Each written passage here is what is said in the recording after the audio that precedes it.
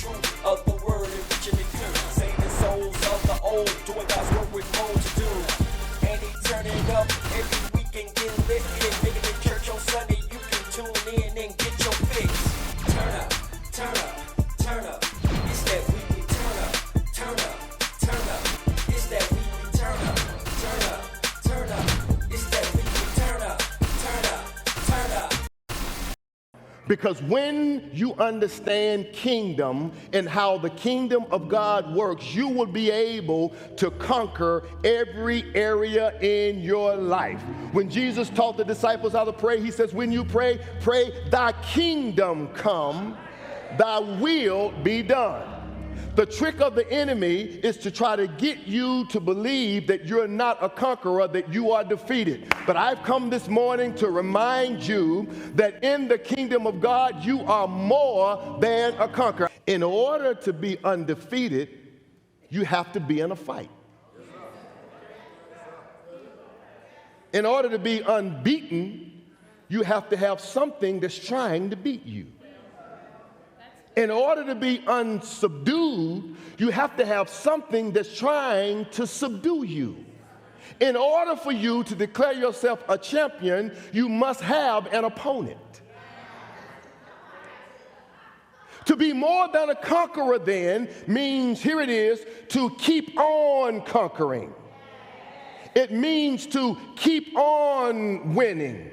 This tells me then to be unconquered, I must understand that opposition, watch this, is a part of the process. So you have dominion, and whatever you're dealing with, if it has a name, it should be under your feet. Sickness should be under your feet. Disease should be under your feet.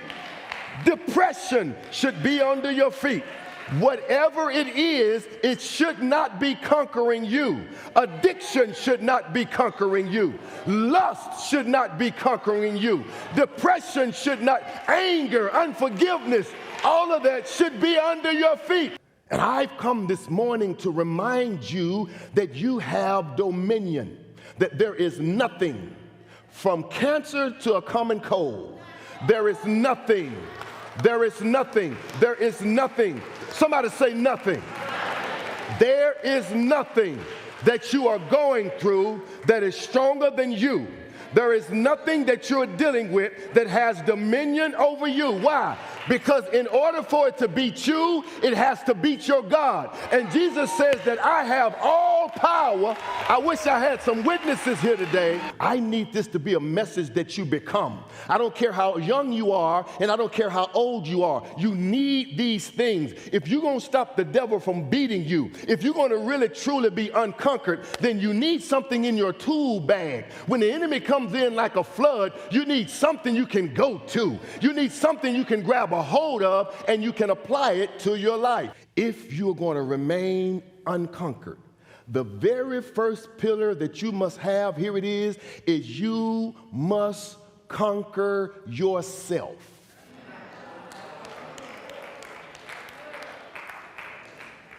That means, come here, let me talk to you, you got to take your eyes off other people. That means you cannot sit in this sacred place called sanctuary or watch online or hear this message on the radio and say, I sure wish so-and-so could hear this. No, this is for you. I remember I was on a plane. I was on my way to Washington, D.C. for this big interview for this job that I really wanted. I'd done all the work, and I knew I was going to get, I knew I was qualified for it, but I knew the guy that was interviewing me didn't like me. Don't you know how uncomfortable that is? When you're going in there, you know your stuff, but you know they don't like you. And I was like, God, can he be sick today? Can you?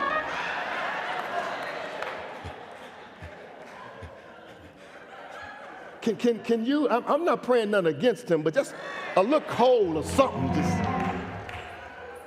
This is what God said to me on the plane, and I wrote it down. He said, what man is able to stop me from positioning who I want to position.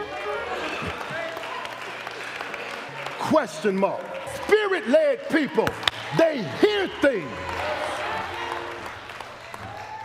while everybody else sees poverty. Spirit-led people see more than enough. While everybody else sees sickness, spirit-led people see healing. While everybody else sees depression, spirit-led people see joy. Why? They don't walk by what they see. They walk by what they heard. Let me just get personal for a minute. I'm going to get back to the text. But I told my baby girl the other day, she's only 8, and she came home, and Ty, she was crying, and I was like, well, what's wrong, baby? Oh, my friends, they don't like me anymore. She don't talk like that, but it's so French, y'all talk. They don't like me anymore, and they were my friends, and I don't know. And she said she's not going to speak with me. I said, who? My friend. What's their name? So-and-so, and so-and-so, and so. I said, baby. In about 2 more years, come here.